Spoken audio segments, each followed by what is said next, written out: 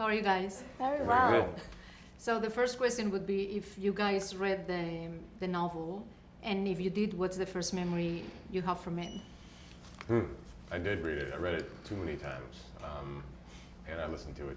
Steven Weber is amazing. That's what I have to say. The audiobook with Steven Weber, unbelievable. I think Michael C. Hall also did one, didn't he? Yes, I'm in the Steven Weber camp. I'm just going to say that. I'll mark off. Yes, I'll just go ahead and put mine down right now. But for me, the section of with Beverly and talking about how her and Tom got together and their relationship, how that developed, that was a bit like uncomfortable to read and think about with establishing the character. Mm-hmm. I'll say it in a second. I was in the audiobook realm as well, so I listened to all 40 hours, and that really helped immerse myself in the world of dairy while I was shooting. C. Hall or Steven Weber? I'll go with C. Hall just to break it up. Let me just say, when he writes about Beverly and Steven tells a story, there's one part that is amazing about where you bring the belt in sidearm. And Steven Weber describes that like unbelievably. I'll spare another 40 hours and listen to his it's amazing. version. So, I mean, we can see in this film, and generally speaking, kids have a lot of imagination. Do you guys think that as we become adults, it kind of fades away somehow, or you still have Our imagination? yeah.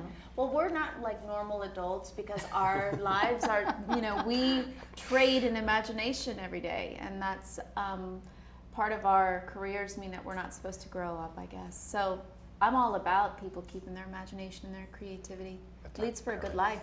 It's our currency. Yes. We trade in that.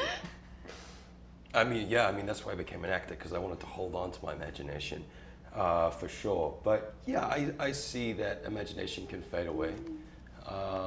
But once you have kids, it starts coming back because you are sparked again by theirs. Mm-hmm. That makes sense.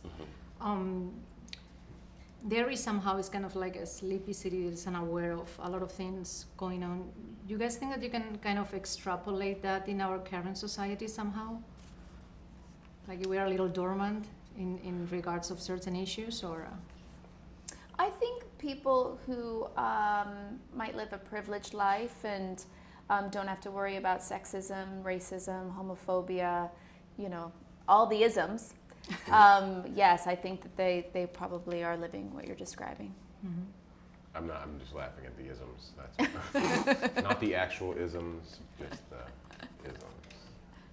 If you could take a specific moment from the film you're kind of fond of for some reason, which one would you pick? I like Jade of the Orient because that's when we all kind of first met and forged these bonds. Right here.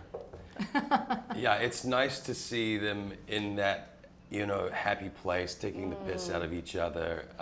And a lot of that was improv as well. So to see what made it into the cut last night was pretty special. Mm-hmm. Yes.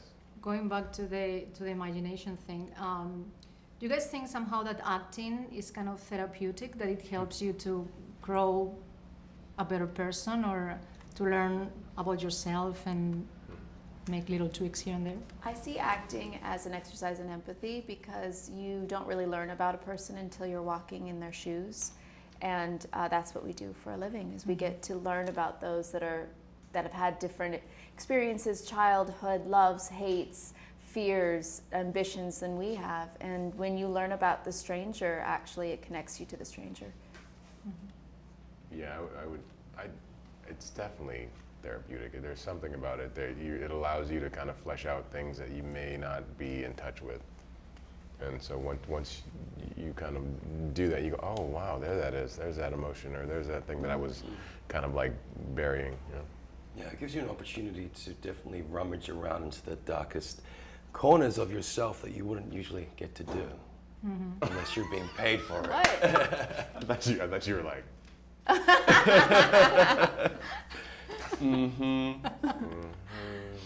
So how, if you guys can pick something from Andy that you particularly like as a director, what would it be? Like steal something from him?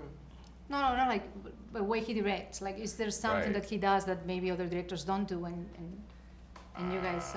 You would be probably the best to answer this one since you've worked with him so many times. Oh, wow. What I love so much about Andy is how visual he is. He's like he's definitely a Renaissance man in that he's an incredible artist and he plays every instrument. You know, he gets lost in his imagination a lot of the time, and so you really have to sometimes let go of any sense of adulthood or logic to kind of go into his world. And I think that's what makes his films so exciting to watch, is there's this element of being transported, and that is all Andy. And it's all contagious with Andy. Yes. You know, his passion, Enthusiasm. his enthusiasm. You have to be a really sour person not to fall under his spell, you know? Yeah, you also feel very special when he's talking to you. Like there's this thing, like you feel like you're very You're the only one one-on-one. in the Yeah, room, yeah, Isaiah. really, yeah. He has that.